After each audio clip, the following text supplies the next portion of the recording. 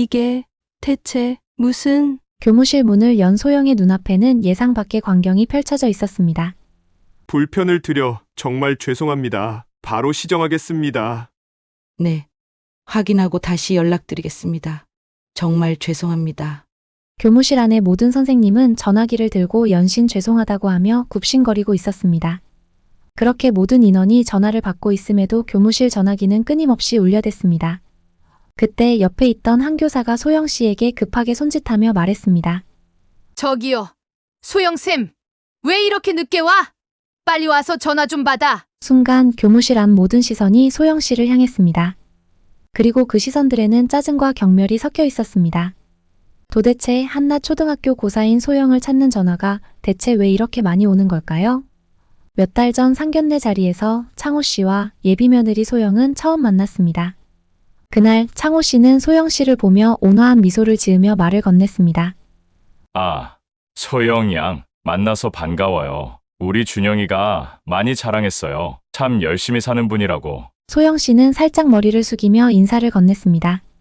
네, 아버님. 처음 뵙겠습니다. 이렇게 찾아뵙게 되어 영광입니다. 상견례는 부드럽게 진행되었습니다. 창호 씨의 눈에 비친 소영 씨는 성실하고 따뜻한 사람처럼 보였습니다. 초등학교 교사로 아이들을 사랑하며 그들을 위해 열심히 일하는 사람이었기 때문입니다. 창호 씨도 그런 소영 씨가 마음에 쏙 들었습니다. 창호 씨는 전국 학교에 급식을 제공하는 회사를 운영하며 어려운 가정의 아이들에게 무료로 급식을 제공해 온 사람이었습니다. 그날 창호 씨는 소영 씨에게 물었습니다. 소영 양, 아이들 가르치는 일은 힘든 일일 텐데 정말 보람 있겠어요. 소영 씨는 미소 지으며 대답했습니다. 네, 아버님. 아이들은 정말 소중한 존재죠. 아이들 웃음 속에서 제가 얻는 행복이 참 큽니다. 창호 씨는 예비 며느리 소영이 썩 마음에 들었습니다. 소영도 아이들을 사랑한다고 했으니 자신과 참 잘 맞는 사람이라고 생각했습니다. 창호 씨는 전국의 학교에 질 좋은 급식을 제공하는 중견 업체의 대표였습니다. 그가 운영하는 업체의 급식은 맛과 영양이 뛰어나기로 유명했고 저렴한 가격으로 학생들에게 제공되었습니다. 뿐만 아닙니다. 창호 씨는 돈이 없어 급식을 먹지 못하는 학생이 없도록 어려운 가정의 아이들에게는 무료 급식을 제공해 왔습니다. 창호 씨는 종종 이렇게 말했습니다.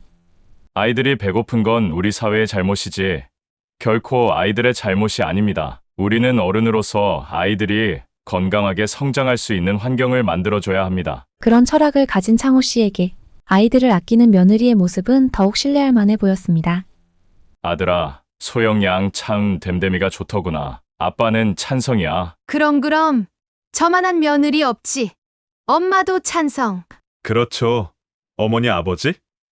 제가 사람 보는 눈은 있잖아요. 그러게 말이다. 그런 건 꼭 날 닮았단 말이지. 그렇게 상견례는 웃음 속에 잘 마무리되었습니다. 다음 날 창호 씨는 업무차 트럭을 타고 집 근처의 한 초등학교로 향했습니다. 이 학교가 이번에 창호 씨의 업체와 계약을 맺고 급식 시범 제공을 받는 날이었기 때문입니다. 사실 해당 일을 담당하는 직원이 있었지만 창호 씨는 신규 계약 체결 시 가까운 곳이라면 꼭 직접 방문해 현장을 확인하곤 했습니다. 현장을 직접 보고 경험해야 초심을 잃지 않는다라는 그의 철학 때문이었습니다. 작업복을 입고 트럭에서 내린 창호 씨는 식자재를 직접 급식실로 옮기며 이후 배식까지 돕기로 했습니다. 직원들과 함께 식자재를 옮기던 중 회장님, 좀 쉬엄쉬엄 하세요. 뭐려? 제가 좋아서 하는 일인데요. 혹시 불편하신가요? 아니요. 불편하다니요. 회장님 혼자 두 사람 몫을 해주시니 오히려 든든하죠. 다만 쉬지 않고 일하셔서 너무 무리하실까봐 걱정이 됩니다. 고맙습니다. 그래도 이렇게 직접 챙겨야 마음이 놓이죠. 일 다 끝나셨으니 들어가 쉬세요. 저는 이제 남은 식자재만 옮겨놓고 배식 준비하겠습니다. 아이들 얼굴을 볼 생각에 힘이 납니다. 저는. 그렇게 창호 씨는 마지막 남은 지게차를 끌고 긴 복도를 지나 엘리베이터로 향했습니다. 복도를 지나며 교실 안에서 들려오는 아이들의 웃음소리와 선생님의 수업 소리가 그의 마음을 따뜻하게 했습니다. 그런데 응. 무슨 일이지? 지게차와 함께 엘리베이터를 기다리던 창호 씨는 갑작스러운 정적에 이상한 느낌이 들었습니다. 이 학교의 다른 반들과 달리 엘리베이터 앞에 있는 반은 유난히 조용했습니다. 무슨 일이 있나? 창호 씨는 잠시 걸음을 멈추고 그 교실을 바라보았습니다. 창문 너머로 보이는 아이들은 모두 고개를 숙이고 있었습니다. 어깨를 잔뜩 움츠린 채 긴장한 듯한 모습은 마치 무언가를 두려워하는 듯 했습니다. 이민수, 앞으로 나와. 정적을 깬 것은 교실 안에서 울려 퍼진 날카로운 목소리였습니다. 거칠고 강압적인 목소리였고 초등학교 교실에서 들려오기에는 너무나 이질적이었습니다. 야, 이민수. 선생님이 수업 자료비 오늘까지라고 했지? 다른 애들은 다 냈는데 왜 너만 안 가져와? 죄송해요. 엄마한테 말씀드렸는데 다음 주에 낼 수 있으실 것 같대요. 뭐? 이게 어디서 거짓말이야? 아무리 가난해도 5만 원도 못 낸다는 게 말이 돼? 어쭈, 울어? 이게 뭐 잘했다고 울어? 창호 씨는 지금 이 상황이 믿기지 않았습니다. 아무리 돈을 못 낸다지만 이건 아이를 가르치는 선생님의 태도라고는 할 수 없었습니다. 하지만 이어진 말은 더욱 충격적이었습니다. 너 같은 애들은 언제나 그렇게 핑계만 대고 남에게 피해만 끼치지. 그러니 너네 집안도 그 모양이지. 무료 급식이나 받아 먹으면서 남한테 손 벌리고 살고 내 부모도 딱 너 같겠지? 어쭈, 내가 그만 울라고 했지? 여기서 조금만 더 울어봐. 바로 학부모 면담할 테니까. 도대체 어떤 부모가 이렇게 무책임한 거야? 얼굴이나 한번 보자고. 창호 씨는 그 순간 심장이 철렁 내려앉는 기분이었습니다. 이건 단순한 꾸중이 아니었습니다. 명백한 모욕이었고 차별이었습니다. 그 목소리 속에서 느껴지는 비아냥과 무시, 경멸이 고스란히 창호 씨에게 전해져 왔습니다. 창호 씨는 입술을 꽉 깨물었습니다. 안 돼. 나는 오늘 공적인 일로 온 거야. 선생님 일에 간섭할 순 없어. 당장이라도 문을 열고 그만하라고 소리치고 싶었지만 그럴 수 없었던 창호 씨는 주먹을 꽉 쥔 채 떨고 있었습니다. 당장 뒤로 나가서 손 들고 서 있어. 반장. 나 화장실 갔다 올 테니까. 제 손 내리는지 감시해. 손 내리면 갔다 와서 벌서기 10분 추가야. 알겠어? 선생님은 그렇게 말하고는 교실 문을 벌컥 열어젖힌 뒤 짜증이 가득한 얼굴로 성큼성큼 걸어 나왔습니다. 기회가 왔습니다. 대체 어떤 선생님이 아이들에게 저렇게 폭언을 하는지 얼굴이라도 한번 보자 싶었던 창호 씨는 선생님의 얼굴을 보곤 경악할 수밖에 없었습니다. 소영이야? 저 교사가 소영이었어? 믿을 수가 없었습니다. 그토록 싹싹하고 예의 바르며 따뜻한 선생님이라고 자부했던 그녀가 아이들에게 이런 차별적인 말을 하고 있었다니. 저는 아이들이 좋은 어른을 만나 저마다의 색을 찾아가면 좋겠어요. 제가 선생님이 되기로 결심한 것도 그 무궁무진한 가능성을 함께 찾아주고 싶어서랍니다. 상견례 자리에서 창호 씨에게 웃으며 했던 다정한 말들이 무색하게 소영은 지금 창호 씨의 눈앞에서 가난한 아이를 모욕하고 있었습니다. 귀찮게 하고 난리야. 저기요. 사람 지나다니는 길에 이렇게 지게차를 갖다 놓으시면 어떡해요? 소영은 창호 씨를 알아보지 못한 채 불쾌한 표정으로 말했습니다. 지금 이 자리에서 며느리와 마주쳤다간 민망한 상황이 될 것 같았던 창호 씨는 모자를 깊숙이 눌러쓰고 얼굴을 가린 채 답했습니다. 네, 죄송합니다. 급식업체에서 나왔는데요. 엘리베이터 기다리느라 금방 비켜드릴게요. 어휴, 복도에 음식 냄새 다 풍기고 진짜 짜증나게. 급식업체면 급식업체답게 똑바로 하세요. 사람들에게 피해 주지 말고요. 예, 죄송합니다. 많은 양을 한 번에 옮겨야 하다 보니 곧 정리하겠습니다. 소영은 불쾌한 표정을 지으며 지나갔고 창호 씨는 그녀의 뒷모습을 바라보며 생각했습니다. 정말 저 사람이 소영양이라고? 시간이 흘러 급식 시간이 되었습니다. 급식실로 학생들이 하나둘 들어오기 시작했습니다. 배식까지 직접 하기로 한 창호 씨는 앞치마를 두르고 위생 모자를 쓴 채 배식 준비를 마쳤습니다. 아까 본 소영의 충격적인 모습이 계속 신경 쓰였지만 창호 씨는 그럼에도 소영을 이해해보려 했습니다. 그래 사람이 예민할 때가 있는 거지. 잠깐 본 모습 가지고 소영양의 전부를 판단하지는 말자. 아니, 아무리 그래도 정도가 좀 심한 것 아닌가? 나한테 그런 식으로 대한 건 그럴 수 있다 쳐도 어린 학생한테 그러는 건 아니야. 지금은 이런 생각하지 말자. 일에 집중하자. 창호 씨는 평소처럼 아이들에게 친절히 인사를 건네며 정성껏 음식을 담아주었습니다. 와, 닭튀김 맛있겠다. 저번 급식엔 이런 거 안 나왔는데. 그러니까 냄새 진짜 좋아? 많이 주세요, 아저씨. 그래. 많이 줄 테니 천천히 먹거라. 아이들의 웃음소리를 듣는 것만으로도 마음이 따뜻해지는 창호 씨였습니다. 그렇게 아이들에게 음식을 나눠준 지 10분쯤 지났을까요? 저 멀리서 익숙한 얼굴이 보였습니다. 올게 왔군요. 며느리였습니다. 그녀는 급식실 문을 열자마자 줄을 확인하더니 아이들 사이로 스르르 들어와 맨 앞자리에 섰습니다. 아이들은 그저 선생님을 바라볼 뿐 누구 하나 이의를 제기하지 않았습니다. 익숙해 보이는 광경이었죠. 여기선 선생님들이 먼저 받는 게 일반적인가? 하고 생각한 창호 씨였지만 소영을 제외한 다른 선생님들은 아이들과 마찬가지로 줄을 서서 기다리는 것을 보면 꼭 그런 것도 아닌 듯 했습니다. 아마 바쁜 날인가 보네. 선생님이니 급한 일이 있을 수도 있지. 창호 씨는 여전히 며느리를 이해하려고 했습니다. 여기 있습니다. 넉넉히 드렸으니 맛있게 드세요. 창호 씨는 모자를 살짝 눌러서 얼굴을 가린 채 갓 튀겨진 바삭한 닭튀김을 듬뿍 담아주었습니다. 며느리에게 조금 더 듬뿍 담아주며 그의 마음이 전달되길 바랐습니다. 그러나 며느리는 음식을 본 후 한껏 인상을 찌푸리며 말했습니다. 더 줘요. 짧고 명령조의 목소리였습니다. 이미 정량보다 많이 드렸습니다. 더 드리고 싶지만 다른 분들도 드셔야 하니 양해 부탁드릴게요. 말귀 못 알아들어요? 더 달라고요. 더 달라면 더 줄 것이지. 왜 이렇게 말이 많아? 창호 씨는 순간 멈칫했습니다. 저 사람이 내가 알던 며느리가 맞는가? 그럼에도 창호 씨는 침착하게 정중하게 답했습니다. 말씀드렸듯 더 드리고 싶어도 오늘 준비된 양이 제한적이라서요. 오늘은 시범급식이니 정규급식 때는 더 넉넉하게 준비할 수 있도록 건의하겠습니다. 하, 진짜 짜증나게. 배식원이 건의를 하긴 무슨 건의를 해? 그런 건 내 알 바 아니고요. 내가 내 돈 내고 먹겠다고 하는 거니까 더 달라고요. 선생님, 이러시면 뒤에 줄이 밀립니다. 오늘 시범급식은 무료 서비스 개념으로 제공되다 보니 양이 한정되어 있습니다. 정규급식 때는 꼭 더 넉넉히 준비하도록 하겠습니다. 그러나 며느리는 잔뜩 도끼가 서린 표정으로 말했습니다. 아, 진짜 뭐 이렇게 쫑알쫑알 말이 많아? 어이, 아저씨. 배식원이면 배식원답게 시키면 시키는 대로 하세요. 그리고 뭐? 정규 급식? 내가 여기 급식 맛없다고 컴플레인 넣으면 정규 급식 되기도 전에 계약 파기될 거야, 알아? 느리면 을답게 시키는 일만 하란 말이야. 그리고 보니 당신 아까 복도에서 마주쳤던 그 사람이네? 맞네, 맞아. 아까부터 계속 거슬리더라니. 어이, 아저씨. 모자 좀 벗어봐요. 당신 이름이 뭐야? 내가 당신 업체에 서비스 불만족으로 컴플레인 넣을 거야. 창호 씨는 서글픈 마음이 들었습니다. 어쩌다 일이 이렇게 돼버린 걸까? 한숨을 깊게 내쉰 창호 씨는 모자를 벗으며 소영을 똑바로 바라보았습니다.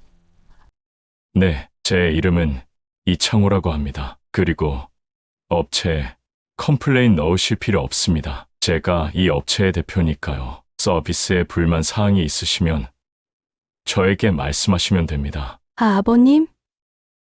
아버님이 대체 여기 왜? 저도 몰랐습니다. 여기가 소영 씨가 근무하는 학교인지요. 제가 집 근처 학교에 직접 현장을 챙기다 보니 이렇게 다 마주치는군요. 아, 아버님이셨구나. 아니, 그러면 진작 말씀하시지. 아, 어쩐지 급식이 너무 맛있더라니까요. 그런 말씀은 음식을 드셔보시고 나서 해주시면 좋겠습니다.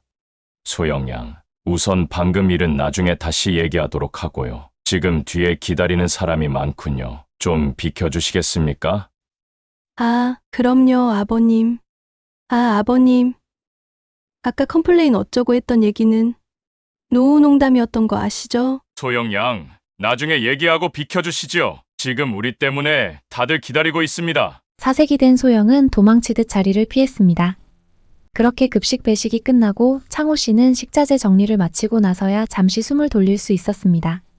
그는 천천히 돌아갈 준비를 하며 하루 동안 있었던 일을 떠올리고 있었습니다. 그러던 중 며느리가 급식실로 창호 씨를 찾아왔습니다. 아버님? 아까는 많이 놀라셨죠? 정말 죄송해요. 제가 아버님인 줄 알았으면 절대 안 그랬을 텐데. 방금은 제가 너무 피곤해서 잊어주세요, 아버님. 며느리는 방금 전의 행동에 대해 변명하며 자신이 처한 상황을 설명하려 애썼습니다. 그녀의 목소리는 불안과 당혹감에 떨리고 있었습니다. 소영 양, 창호 씨는 며느리를 바라보며 차분하게 말을 꺼냈습니다. 소영 양, 전에 저한테 하셨던 말 기억하십니까? 네, 아버님. 어떤? 아이들에게 좋은 어른이 되고 싶어 교직에 섰다는 얘기 말입니다. 그럼요. 아버님 당연하죠. 제가 아이들을 얼마나 아끼고 사랑하는데요. 그렇게 아이들을 아낀다고 하신 분이 오늘은 왜 그러신 겁니까? 네.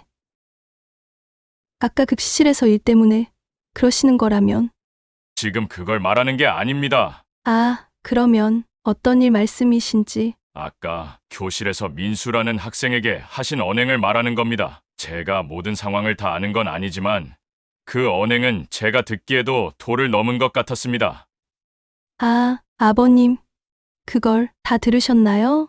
네, 일부러 들으려 한 것은 아니었지만 목소리가 어찌나 큰지 엘리베이터를 기다리며 다 들렸어요. 제가 학생에게 조금 따끔하게 훈계를 했는데 그걸 다 들으셨다니 민망하네요. 아버님, 소영, 양, 아무리 좋게 보려 해도 그건 훈계가 아니었습니다. 그렇지만 이건 소영 양의 일이니 넘어가도록 하고 다른 얘기를 좀 하겠습니다. 사실 처음 소영 양을 며느리로 맞이하게 된다고 생각했을 때는 정말 기뻤어요. 인상도 선해 보이고 철학을 갖고 열심히 사는 사람이라 생각했거든요. 그런데 오늘 일을 통해 소영 양의 또 다른 모습을 보게 됐네요. 며느리는 그 말을 듣고 고개를 떨궜습니다.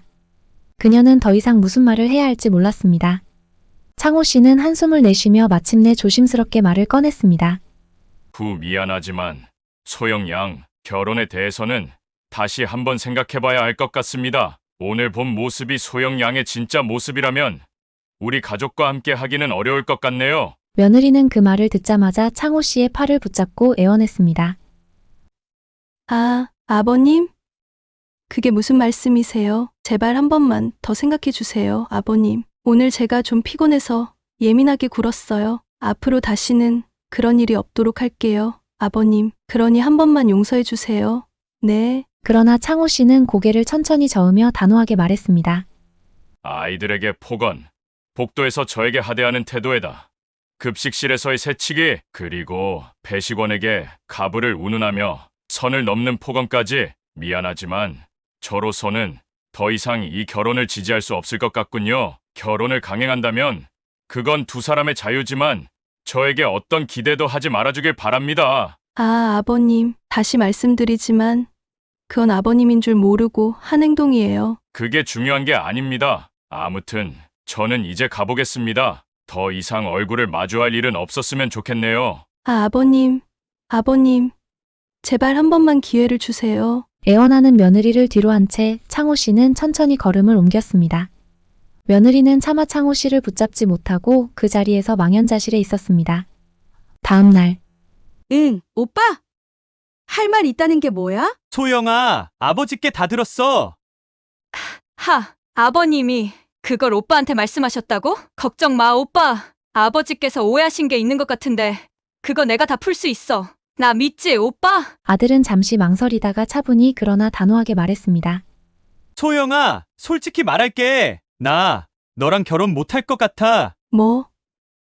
갑자기 그게 무슨 소리야? 왜? 아버님이 반대하셔?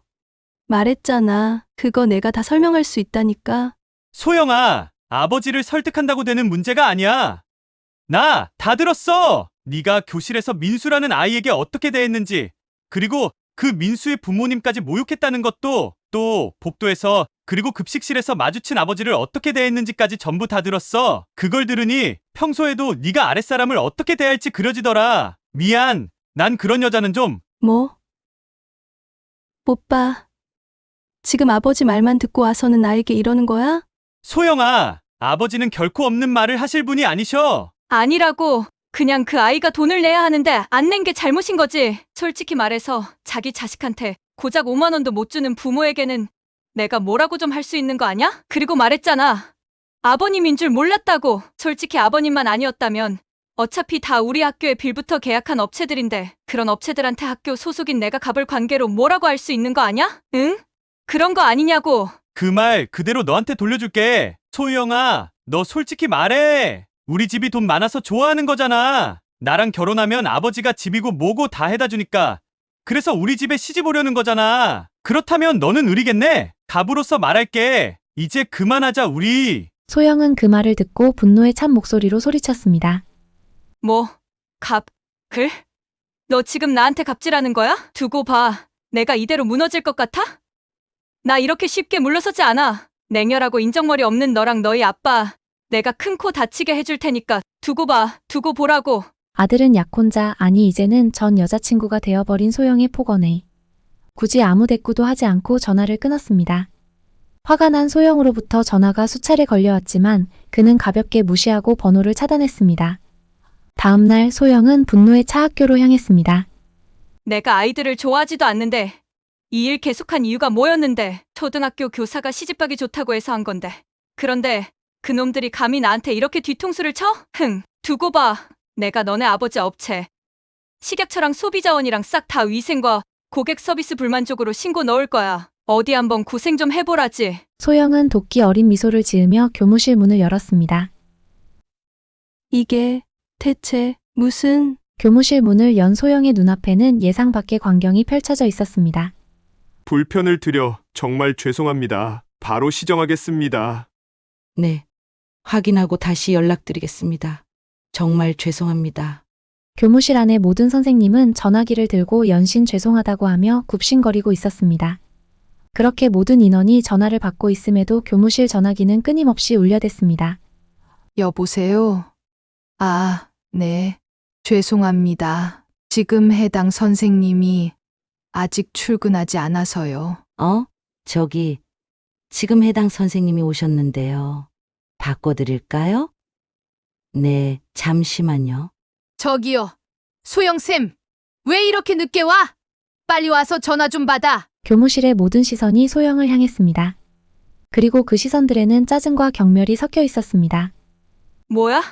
나한테 왜 이래? 여보세요. 네, 제가 정소영인데요. 근데요? 네, 유튜브에 제가 나왔다고요? 그래요 나왔다 쳐. 근데 뭐 어쩌라고요? 소영은 자신의 사과와 퇴직을 요구하는 학부모 단체의 한 학부모와 한참을 옥신각신하더니 전화를 신경질적으로 끊고 유튜브를 켰습니다. 굳이 검색할 필요도 없었습니다. 소영의 영상은 이미 인기 급상승 동영상으로 첫 화면에 떠 있었으니까요. 이게 뭐야? 그렇습니다. 요즘 아이들 똑똑하거든요. 절대 가만히 당하고 있지 않죠. 학생이 직접 찍어 올린 듯한 유튜브 영상에는 소영이 교실에서 아이에게 했던 폭언부터 복도에서 창호 씨에게 보인 무례한 태도, 급식실에서의 새치기와 배식원에 대한 폭언까지 모두 고스란히 담겨 있었습니다. 아이고, 이게 누구야? 우리 학교의 유튜브 스타, 소영쌤 아니야? 교감 선생님. 안 안녕하세요? 안녕 못하겠네. 누군가 때문에 아침부터 하루 종일 전화 받느라 말이야. 그건... 이보세요, 정소영 씨. 지금 정소영 씨 때문에 아무것도 할 수가 없어요. 교무실에는 학부모 단체에서 하루 종일 항해 전화가 오고 홈페이지 게시판엔 시민단체 항해 글이 올라와서 서버가 마비됐어요. 소영쌤 오기 30분 전엔 기자까지 찾아왔어. 일을 해야 하는데 소영쌤 때문에 아무도 일을 할 수가 없다고. 저 정말 죄송합니다. 교감 선생님. 됐고, 긴 말 안 할게요. 정소영 씨, 내일부터 나오지 마세요. 네? 그게 무슨 말씀이세요? 저 공무원인데요. 공무원이면 어때서? 공무원은 안 잘리나? 이보세요, 정소영 씨. 지금 당신이 무슨 짓을 한지 모르는 것 같은데 공무원도 공직자로서의 품위를 손상시키고 사회적 무리를 일으킨 경우 해고될 수 있습니다. 알아들었으면 내일부터 나오지 마세요. 잘 됐네. 어차피 당신 결혼하고 나면 이 일 때려칠 거라고 노래를 부르고 다녔잖아. 교감 선생님. 아니에요. 저 결혼 안 해요. 그러니 저 이 일 계속해야 해요. 이제부터라도 진짜 열심히 할 테니 한 번만 봐주세요. 네? 어이, 정소영 씨. 을이면 을답게, 갑이 시키면 네 하고 따라야지. 됐고, 난 더 할 말 없으니 이만. 교감 선생님. 제발요. 한 번만 봐주세요. 소영은 절규하며 울부짖었지만 그 절규는 쉴 새 없이 울려대는 전화 벨소리와 쏟아지는 목소리들에 묻혀 사라질 뿐이었습니다. 그리고 교무실 안 그 누구도 그녀에게 시선을 주지 않았습니다. 정신없이 전화를 받는 선생님들의 틈바구니에서 오직 자신만이 덩그러니 남겨져 있다는 걸 깨달았을 때 그제야 소영은 고립감과 소외감을 온몸으로 느끼며 스스로가 얼마나 외롭고 불쌍한 사람인지 깨달을 수밖에 없었습니다.